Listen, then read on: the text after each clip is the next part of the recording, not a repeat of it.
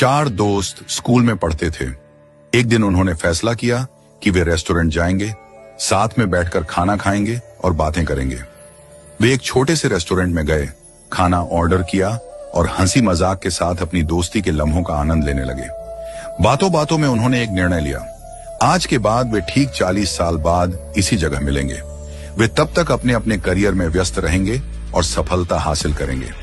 शर्त यह थी कि जो सबसे देर से पहुंचेगा वही पूरे खाने का बिल चुकाएगा। समय बीतता गया।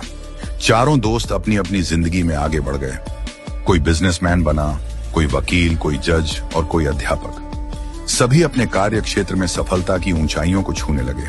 40 साल बाद अब वह छोटा सा रेस्टोरेंट एक भव्य 5 स्टार होटल बन चुका था और वहां काम करने वाला एक साधारण वेटर अब उस होटल का मालिक बन चुका था।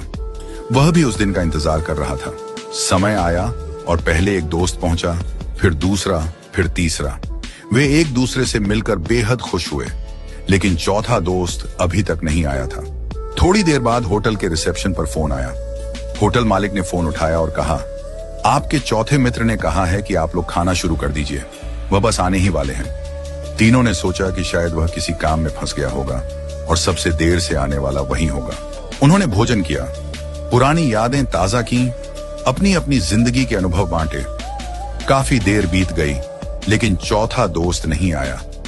जब बिल मंगवाने का समय आया तो होटल मालिक ने कहा, बिल पहले ही चुका दिया गया है। तीनों हैरान हुए। किसने? होटल मालिक ने जवाब दिया, आपके मित्र ने। थोड़ी देर बाद जब वे जाने लगे तभी होटल के बाहर एक सरकारी गाड़ी आकर रुकी। गाड़ी से शहर के कलेक्टर उतरे। कलेक्टर ने तीनों दोस्तों के पैर छुए और कहा, अंकल नमस्ते। तीनों हैरान रह गए। ये कौन है और हमारे पैर क्यों छू रहा है? कलेक्टर ने नम आंखों से कहा, मैं आपके चौथे मित्र का बेटा हूं। तीनों अवाक रह गए। कलेक्टर ने बताया, मेरे पिता ने आप सबसे मिलने का सपना देखा था। वे बचपन से ही इस दिन का इंतजार कर रहे थे, लेकिन 2 महीने पहले कैंसर से उनका निधन हो गया। मरने से पहले उन्होंने मुझसे कहा था कि अगर मैं उस दिन जीवित न रहूं तो तुम मेरी जगह वहां जाना। उन्होंने कहा था, मैं सबसे ज्यादा देर से आऊंगा, इसलिए बिल भी मैं ही चुकाऊंगा। ये सुनकर तीनों दोस्तों की आंखें भर आईं। तीनों दोस्तों को अपने मित्र की मृत्यु का गहरा दुख हुआ, लेकिन उससे भी ज्यादा दुख इस बात का था कि 40 साल तक वे एक दूसरे से नहीं मिले।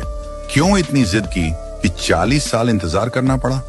क्या फायदा ऐसी शर्त का जो दोस्ती से ज्यादा महत्वपूर्ण हो गई? आज हम भी अपनी जिंदगी में यही गलती कर रहे हैं। हम अपने परिवार, रिश्तेदारों और दोस्तों से मिलने का समय नहीं निकालते। हम अपने माता पिता से दूर रहकर जीवन की भागदौड़ में इतने व्यस्त हो जाते हैं कि जब हम वापस लौटते हैं तब तक बहुत देर हो चुकी होती है। जब वे दुनिया से चले जाते हैं तो हमें अफसोस होता है, काश हमने उन्हें समय दिया होता। हमारे पास धन दौलत, ऐशो आराम, गाड़ियां और बंगले हो सकते हैं, लेकिन अगर हमारे पास अपने लोगों के लिए समय नहीं है तो हमारे पास कुछ भी नहीं है।